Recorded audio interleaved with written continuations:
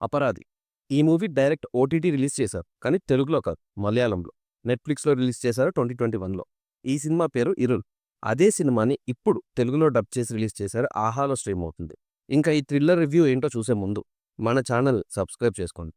ఇక ఈ సినిమాలోకి వెళ్తే అలెక్స్ ఒక బిజినెస్ మ్యాన్, నోవెల్ రైటర్ కూడా. అతను ఒక బుక్ రాస్తాడు.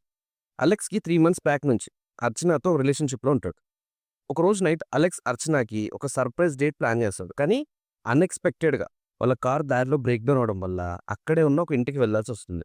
వన్స్ అక్కడికి వెళ్ళాక అక్కడున్న థర్డ్ పర్సన్ ఉన్ని ఇంట్రడ్యూస్ అవుతాడు. ఇక ఇక్కడి నుంచి మూవీ ఒక సీరియస్ టోన్‌లోకి, సస్పెన్స్ మోడ్‌లోకి వెళ్తుంది.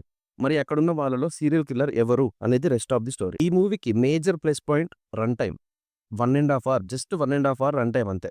అది బెస్ట్ థింగ్ ఈ మూవీ వరకు. అండ్ ఇంకోటి, లిమిటెడ్ క్యారెక్టర్స్ ఉంటాయి. లిమిటెడ్ అంటే చాలా లిమిట్‌గా ఉంటాయి. ఓన్లీ 3 క్యారెక్టర్సే ఉంటాయి టోటల్‌గా. వీళ్ళ మధ్యలో ఒక స్టోరీ రన్ అవుతుంది. కాస్టింగ్‌లో ఫహద్ ఫాజిల్, శోభిన్ షాహిర్, దర్శన రాజేంద్రనే తీసుకున్నారు. ముగ్గురు మంచి పర్ఫార్మర్స్. ఇక వీళ్ళ పర్ఫార్మెన్స్‌తో ఎక్కువ హేట్ జనరేట్ అవుతుంది. మూవీ ఎలా ఉందంటే ఓ ఘోరమైన థ్రిల్లర్ ఏం కాదు. కానీ పర్లేదు, ఒకసారి ట్రై చేయొచ్చు. కొత్త కొత్త ట్విస్ట్‌లు అన్‌ఫోల్డ్ అయినప్పుడు ఎవరు సీరియల్ కిల్లర్ అన్న కన్‌ఫ్యూజన్ ఉంటది మనకు కూడా. కానీ చాలా ఫాస్ట్‌గా ఎండ్ అవ్వడం వల్ల ఇంకా డెప్త్‌లోకి వెళ్ళలేదు స్టోరీ. క్లైమాక్స్‌లో సీక్వెల్ ఉంది అన్న హింట్స్ అయితే ఇచ్చారు. చూడాలి మరి ఒకవేళ సీక్వెల్ ఉంటే అదెలా ఉంటదని. పర్ఫార్మెన్సెస్ అందరూ కాదు, ఉన్న ముగ్గురు చేశారు. నాకైతే ఒకటి అనిపిస్తుంది, స్టోరీ ఇంకొంచెం డెప్త్‌లోకి వెళ్తే బావుండేది అని. ఎక్కువ ఎక్స్‌పెక్ట్ చేసైతే మూవీ చూడకండి. జస్ట్ వన్స్ ఫ్రీ టైమ్‌లో ట్రై చేసే మూవీ అంతే.